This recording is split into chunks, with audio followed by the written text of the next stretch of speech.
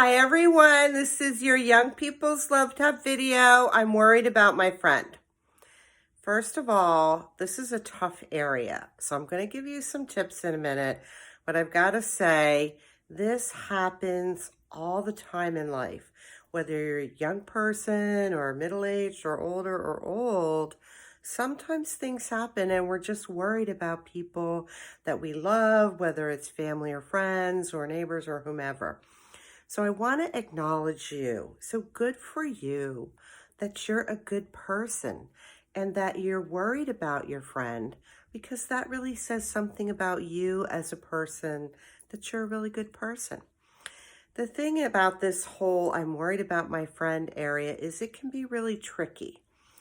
And part of the reason it can be tricky is because you want to make sure that you're living with boundaries.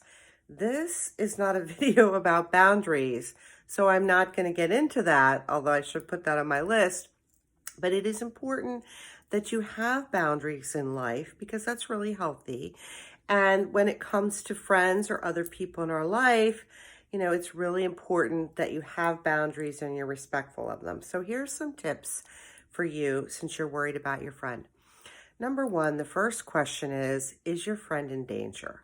If your friend is in danger, then you need to be in action and you need to do something. That may be talking to other people, other professionals. Like, there's a whole broad category if your friend's in danger that you're going to want to take some action. The next question is, have you discussed this with your friend? You may or may not have, but sometimes it's an opening if you're able to say to your friend, I'm a little worried about you because of this and that. You're going to give them behaviors and you're going to give them statements. So you might want to look at my difficult conversations video to make that to help you with that. But have you talked to them? So you may have talked to them, or you might not have talked to them, or it might not be appropriate. So based on the answer to that question, you may or may not need to take some actions. So the balance of these tips are for you because you're the one who's worrying. So we can only impact ourselves. You can only impact you. Well, that's not necessarily true. You can impact other people, but I wouldn't go around expecting that because you're really the person you can work on. So what I'd like you to do is, if you're a huge worrier, if this is one of your things, I want you to go look at my video about worrying a lot, because worry means it's time for some action. Because worrying, while it can be a little helpful, it's not overall very helpful. So if you're the type of person that you worry a lot, or this is one of your things, that's something you need to get handled, and go watch that video. What's really going to be helpful if you have a friend that you're worried about is that you go to work on yourself, because you can then role model what it's like to be healthy and happy and functional. And people take notice when you're happy and healthy and functional. People want to be around that. So one way to be a good friend to the person you're worried about is to go to work on yourself. Under the umbrella of growth and development, which all my videos are about, my blog posts. It's really fun. I love growth and development, if you can't tell. So the first thing under the umbrella of growth and development is to grow your own emotional abilities. I have a video about that.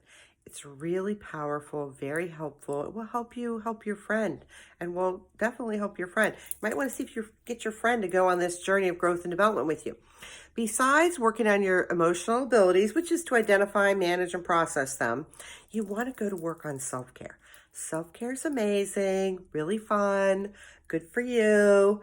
I have a video about that and a blog post about that. Put that on your list. Self-compassion is the next thing you want to go to work on, because we tend to be really hard on ourselves, and that's just not helpful. It doesn't feel good and it's not helpful. Assertiveness skills will also help you all over in life for the rest of your life, so why not get that now? It's really good stuff. I already mentioned the difficult conversations video. That's really helpful. I would do that. Watch that.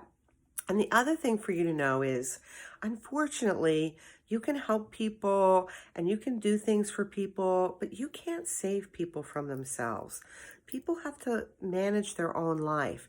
So I want you to go to work on yourself, because then you'll be happy, you'll be healthy, you'll be empowered, and you'll be able to share all your great skills and abilities and your empowering attitudes and beliefs with people who might need them. So I hope that's been helpful, and let me know how I can help you have a great and happy life. Thank you.